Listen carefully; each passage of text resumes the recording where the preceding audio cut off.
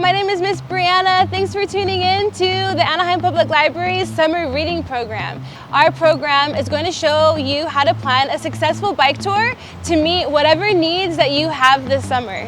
Today we're going to talk about the different equipment that will help you have a really awesome, fun bike tour.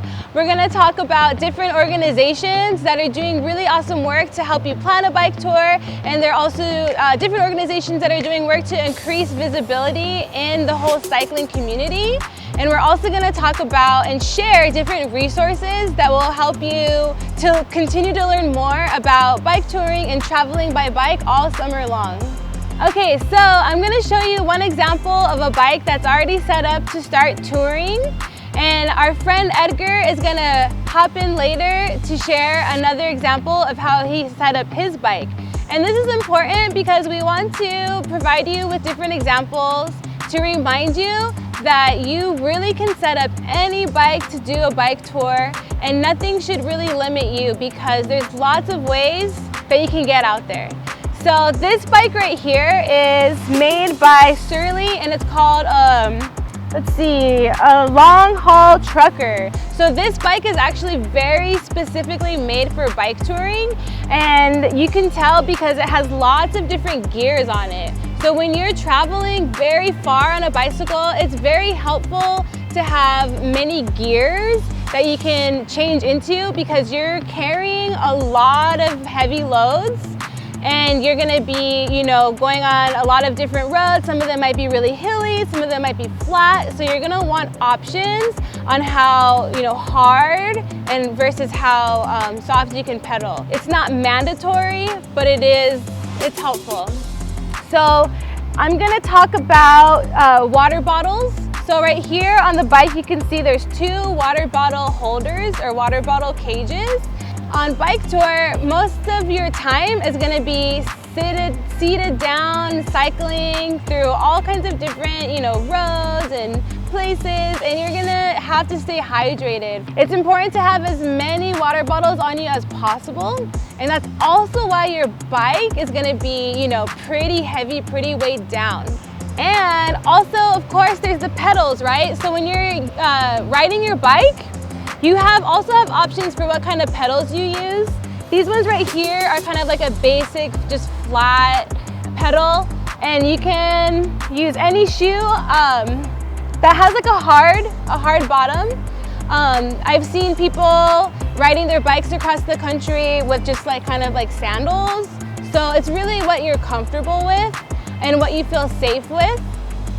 You can pack, a couple of different shoes, maybe a pair of shoes or sandals. There's also a different kind of pedal that has a clip-in shoe. So these are the kinds of shoes that clip into this pedal right here. So you step in and down and it clips in, and this kind of helps your foot stay connected to the pedal. So if you're really needing extra support, you can pull it. But that's just another option. Okay, so on the front end of this bike, we're gonna talk about some of the equipment that is placed here. So you can see this right here, this silver piece, this is a front rack. So some of you might already be familiar with front racks on your bike. This is really helpful to install for a bike tour because as you're traveling, you're gonna ideally want as many surfaces as possible to place your equipment on. So on my front rack, I have bungee corded my sleeping bag on here. And then there's also a little bag in the front. So you can see that the bag actually hooks on to the front rack. It hooks onto the front rack and it ties on to the handlebar.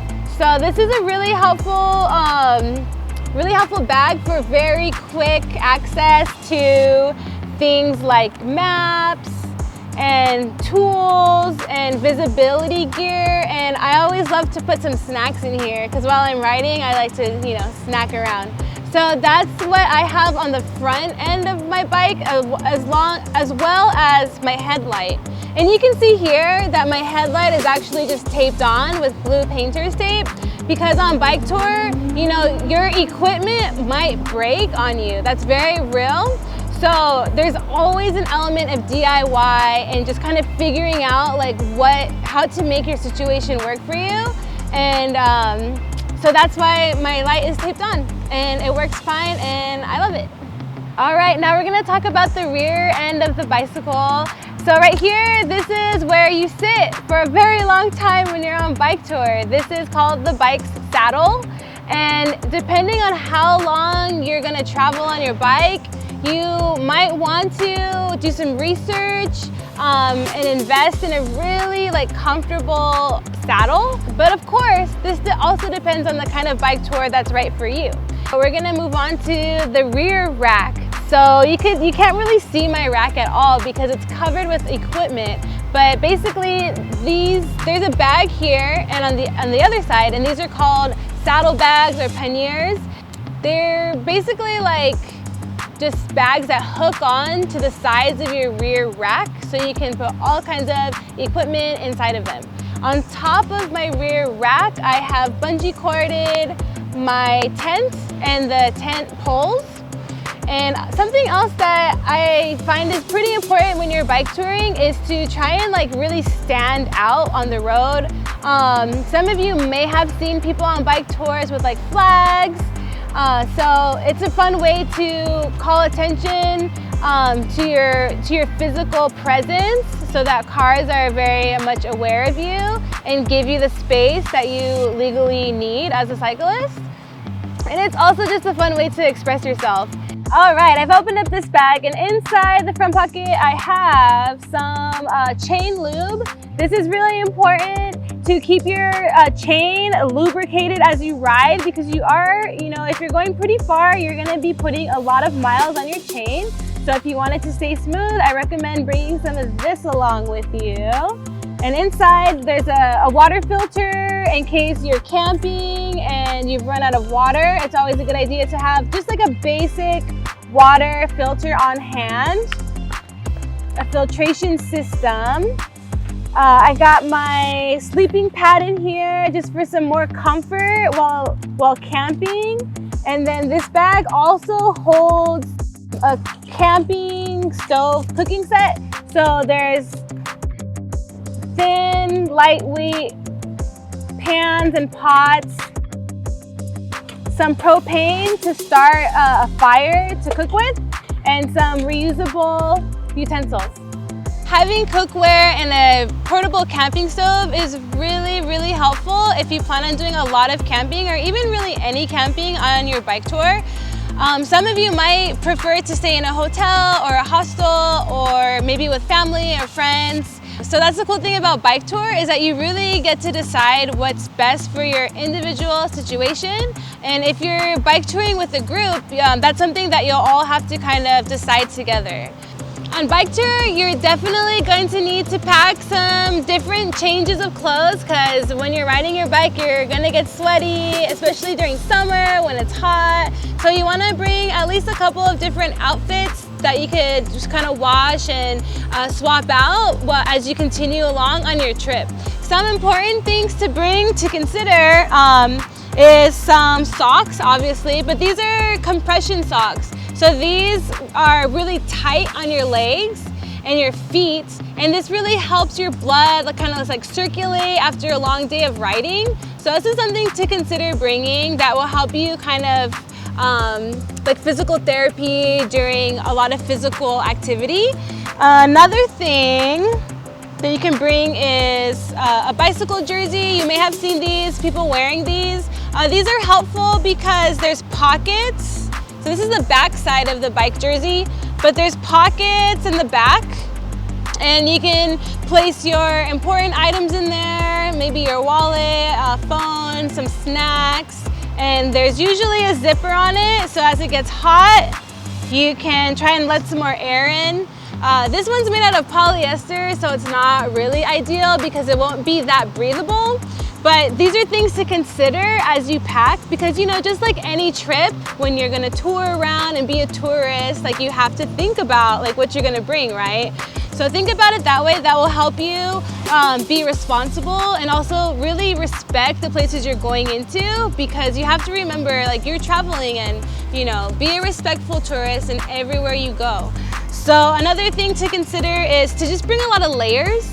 It's a good idea to pack really like kind of lightweight, long sleeve, like a hoodie. If you're riding really early in the morning, chances are it's gonna be a little overcast, a little cooler, and by the mid-afternoon, it's gonna get hot. So kind of also anticipate where are you gonna ride your bike? Because if you're riding your bike, like say in the Colorado Rockies, you know, the weather's gonna change pretty drastically. Like it might rain in 5 minutes and then it might be hot. So kind of really take into consideration like where you're physically going to be and do some research on what the weather is like there.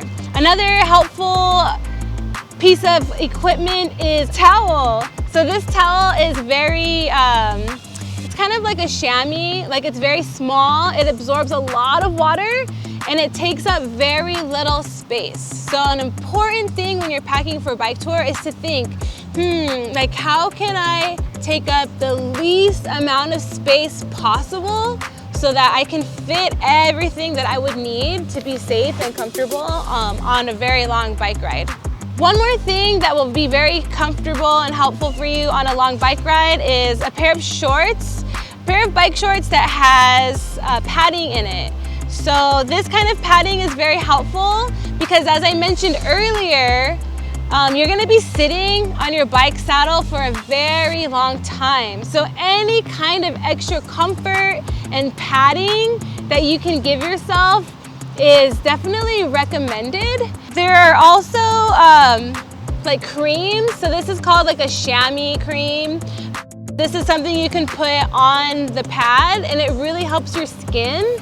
There's something called saddle sores, and that happens if you're not like really properly moisturized or if you're just going really hard. So this kind of cream is helpful for personal comfort and protection. They definitely sell these for any kind of body type, any preference, and also in smaller sizes too. You don't need something this huge. Last thing I'm gonna be sharing with you, certainly not least, is food and snack. Guess what? You're gonna get really hungry, maybe hungrier than you've ever been before. Something you wanna think about are snacks that are non-perishable. So that means stuff that kind of lasts a while, like packaged cereal bars, packaged granola bars, mixed nuts and fruits and dried fruits, oatmeal. It just fills you up, you know, it's a very like healthy thing to eat in the morning that gets you going with lots of energy.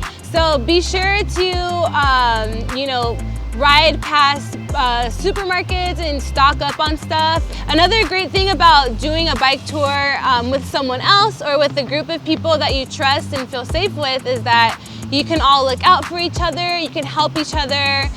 Maybe somebody carries the food one day, or you all carry parts of the food together, so you're sharing the load, because it can get quite heavy depending on how much further you have to ride until you pass another grocery store.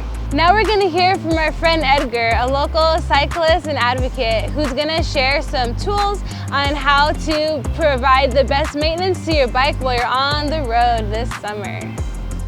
Hola todo el mundo. Hi everybody. You know, that's a lot of stuff, and I used to, well, I have all that now, but before all of that, I used to carry everything in one of these. In fact, one of my first long distance rides, I carried my tent, my tools, my food, all on one of these on my backpack. Over time, I learned how to pick up other stuff to make my life easier. I also learned about some of the tools and also learned my bicycle ABCs. Do you guys know your bicycle ABCs? I'll help you with some hints. We're gonna start with A. A stands for air, and that's everything that's in your wheels, including the air inside, the tubes, the tires, everything that could be part of your wheel. Some tools we'll need for that are tire levers. They're these plastic things. Palancas de llanta, las de plástico. We also need patches or parches. I picked these ones up from Santa Ana Active Streets. I'll tell you about them later. We also need a wrench, possibly an adjustable wrench, o las llaves. Se llaman las llaves ajustables o la matraca. A spare bicycle tube, una cámara. Now we're gonna go to B. B is for brakes. They're very important. They're gonna help you control your bicycle when you're going down a hill or when you got some crazy curves. We're gonna check our brakes with these type of tools. We're gonna have our multi-tool with some Allen wrenches. They're these little hex wrenches. They have 6 sides. Vamos a usar las llaves. Some pliers to be able to hold onto your cable. Unas pinzas. And then if you figure out what size bolt you have for your thing, you can actually find that one size wrench and have that on hand for you. Una llave del size tamaño que ocupas. I carried all of that in one of these little bags. Next is C. C is going to be for our chain. Anything that's moving your bicycle forward, we're going to check it to make sure that it's in good condition. There shouldn't be any shark teeth right here. And your chain should be in generally good condition, not making any squeaks or anything. Here's some of the tools we're going to use.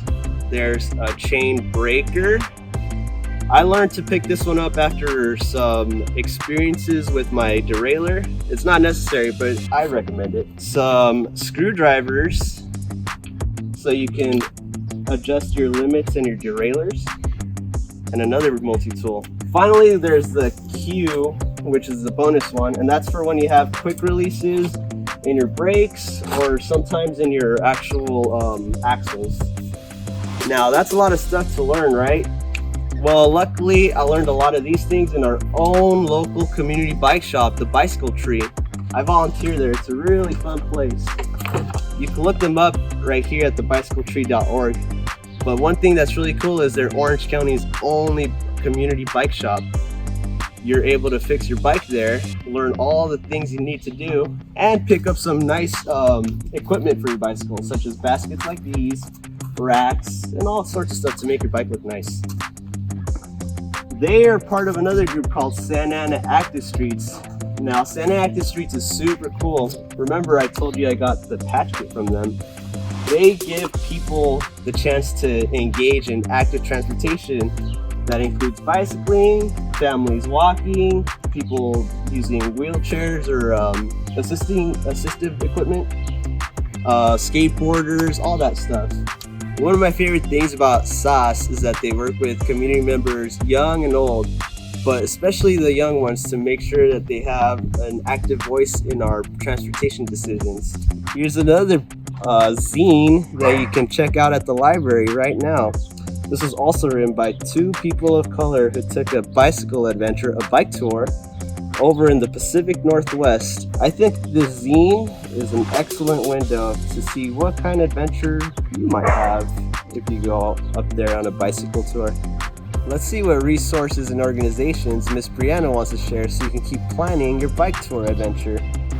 Warm Showers is an excellent resource for any bike tourist. It's an organization that you log in and you create a profile and you get access to all kinds of people all over the world who are willing to host you as a bike tourist. So if you're touring and you're, really tired, or if you really want like a warm showers, you can link up with them and they'll take you in for the night and you can take a shower there. They'll host you in their home. Sometimes they offer breakfast the next morning, and it's just a really great way to meet people who support and provide assistance to bike tourists.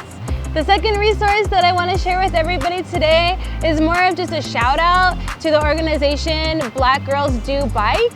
And they're a really awesome organization that has chapters all over the US. There's local chapters in the Empire, Los Angeles, and San Diego. And their mission is to support each other as Black women and come together and ride bikes. The Adventure Cycling Association has been around since the 70s, and their whole mission is to empower and connect people to travel by bicycle. So if you visit their website, adventurecycling.org, you'll find a bunch of information on different maps, different routes, people's blogging about their travels, support, and you can become a member. This is actually the organization that I have bought maps from before, and I'd like to show you how cool they are. Here's a map that I purchased off of their organization's website. I love that it's made out of material that is rip-proof and waterproof. But the cool thing about this map is that it's broken down into sections. So you can kind of do a section or 1 or 2 sections a day. And the map shows different lodging, food, campsites that's right on your specific route. It also has this really cool graph down here that helps you anticipate when your route is gonna dip really, really low or when it's gonna go really, really high. So you're like, oh, today I'm gonna climb a really, really tall mountain, and it'll kind of help you prepare for that. Well, that's the end of our program. Thanks for tuning in and learning how to plan your very own bike tour that suits your specific needs. And thank you for tuning in to learn about other organizations that are doing exceptional work on how we can best practice and learn and be the best cyclists that we can be. So I hope you enjoyed yourself. I really had a good time sharing. I know Edgar had a great time sharing with you too. And thank you for joining the Anaheim Public Library during our summer reading program. And I'll see you later. Have a great trip this summer. Bye.